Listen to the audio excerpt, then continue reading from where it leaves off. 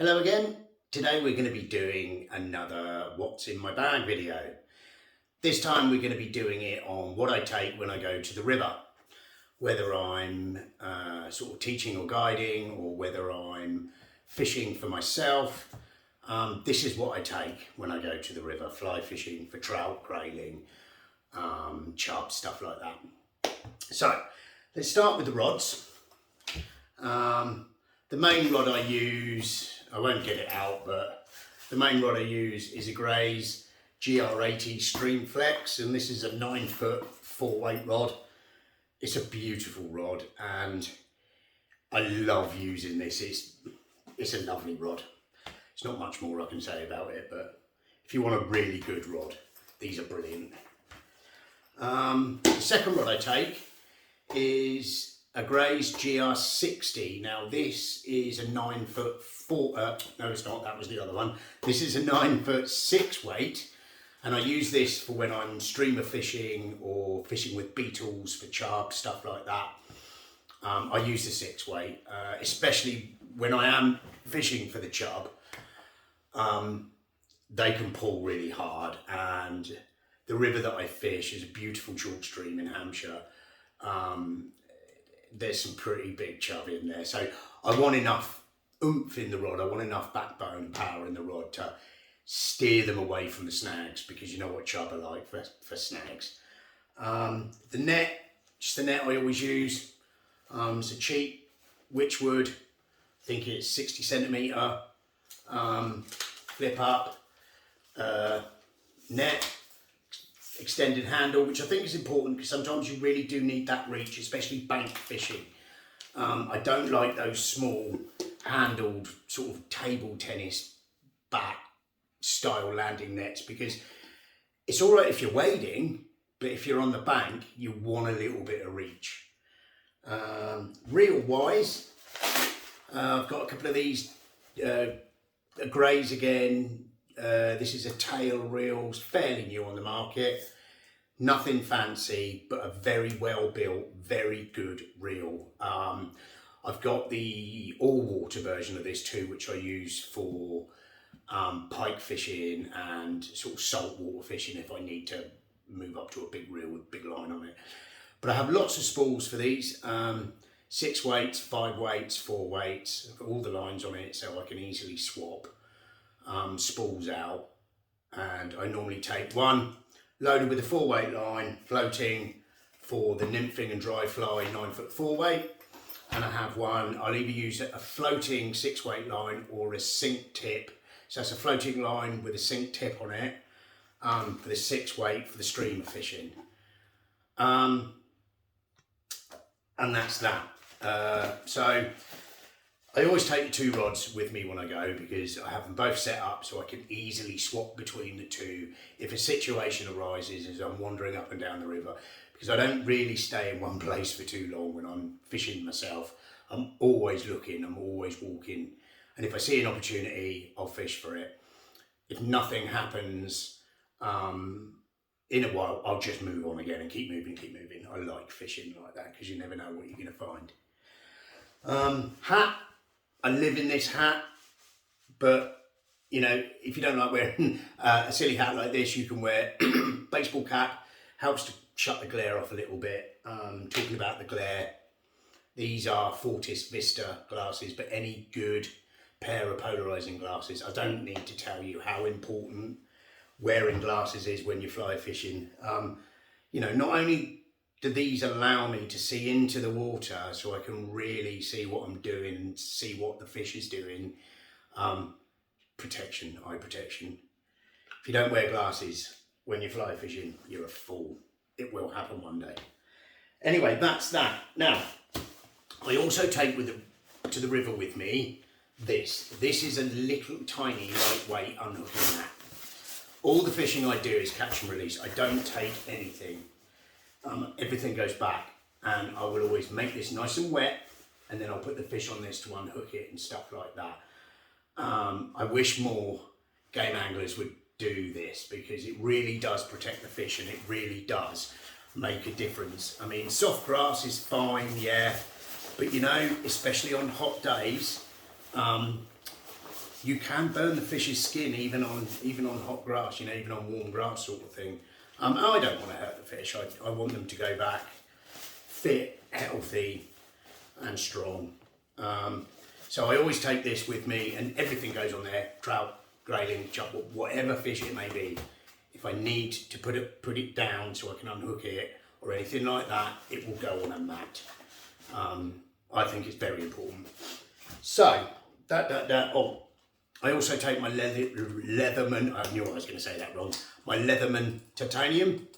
This thing's brilliant. Good pair of pliers on it. There's a knife. There's a saw. There's a file which is good for sharpening hooks, stuff like that. I do take another hook sharpener with me, but this thing has got me out of so many jams, I cannot tell you. It's literally worth its weight in gold. I love this, take it every time I go fishing. So, what's in my bag? Right, so let's start with the front compartment.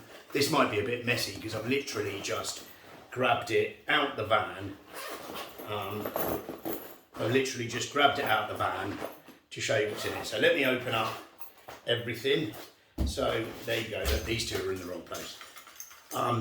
In this front pocket should live my scales. These are just Reuben Heaton digital scales. They're very accurate.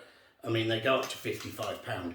I'm never catching anything anywhere near that in the river, am I? But they're accurate and they're lightweight. And touch wood, they've never let me down so far. These live in the front pocket like that, this one here. Also, I take with me a little phone tripod. You're actually sat on one now. These are brilliant. If I catch something worth taking a picture of, then I can hold the fish and I can take a picture with my telephone. My phone's got like voice activated camera on it, so I can hold the fish up, say to the camera, say to the phone what I need to do is say to release the shutter, take some nice pictures. Again, I take those every time I go fishing. So that lives, or they live, in the front compartment, just like that. Then this little compartment at the front, everything's going to fall out. This little compartment at the front is where I keep things like tools. So I've got my forceps, I've got tippet rings, 3mm, 2mm tippet rings, good pair of scissors, and then super glue, just in case, you never know, you might need it, hook sharpener, little bottle of washing up liquid just for degreasing the line to help it sink, and then ginks to help it, you know, dry flies float, etc., and leaders float. So that all goes in there, and it all goes back in there. This little pocket on these bags, I've got a few of these bags actually. They weren't expensive, and I like them. So these little webbing things, or whatever you want to call them, this is where I will clip on my unhooking mat. It's got a big clip there, so I can literally just clip it on like that, and I don't have to carry it. My net also has like a belt clip or a D-ring clip here, and that again will slide in there, and again I don't have to carry the net, it's all clipped on there, lovely. So just leave that on there for a minute. Now the main, let's do the second one. So now we have fly boxes falling on the floor. This compartment here is where I keep all my fly boxes. So there's buzzers in that one, there's shrimp patterns, killer bugs, copper johns, there's everything in there. That's just full of pheasant tail nymphs and hare's ears. I've got damsels, which to be fair I mostly use in still waters, but I still take them because you never know. Also there's a box of things like lures and gold head daddies and stuff like that in there, because again, you never know. Beetles, everything is in there. So I've got my dry fly box. This is just full of all my dry flies. They're nice little pots rather than being closed like that or flat like that, because it keeps the wings and everything nice. So they're just flaps open, then closes. All my dry flies in there, whether I'm, you know, fishing with floating beetles for the chub, or whether I'm fishing mayfly nymphs, caddis, blah blah blah. It's all in there. All these flies, by the way, are all tied by myself. And oh, there's one's come out there. And I tend to adjust things a lot. So, as in, it seems that every time I go fishing on the river, they teach me something new. You never stop learning in fishing, which is why I love it. But as you can see, when I'm on the river, if I'm nymphing, I'm either using a caddis pupa, a shrimp, a pheasant tail, or a hare's ear. I don't normally deviate from that because they just work for me, right? Copper johns, things like that. And then we have my streamer box. So if they're not taking dry flies and they don't really seem interested in nymphs, sometimes you can get a good reactional take on streamers. Now, like this one is a bit battered because I've had quite a few fish on it, but this is a minnow pattern and it's basically like a woolly bugger. Like I said, it's a bit battered. This one's caught a lot of fish, right up to sort of baby perch patterns like that, and bigger patterns like that, just in case. And these are all things that I use on the 6 weight. So chub fishing, perch fishing, anything like that. I like to have this little box of streamers with me, because you never know what you're gonna come across on the river. So that all goes in that compartment there.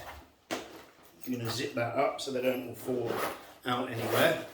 Now the main compartment is where I put my drink, is where I put my reel when I'm walking to the river. My Leatherman obviously goes on my belt, on my trousers, and I put my bottle of water in there. On those hot sunny days, I'll also put sunblock in there. Just things I think I might need, maybe a little stuff sack of, you know, sort of waterproofs. They'll go in there as well.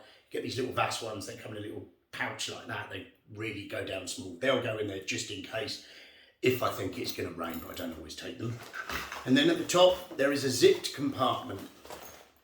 And in the zipped compartment is where I put all my leaders and tippets. So if I'm streamer fishing, I'll either use 8 or 10 pound fluorocarbon straight through.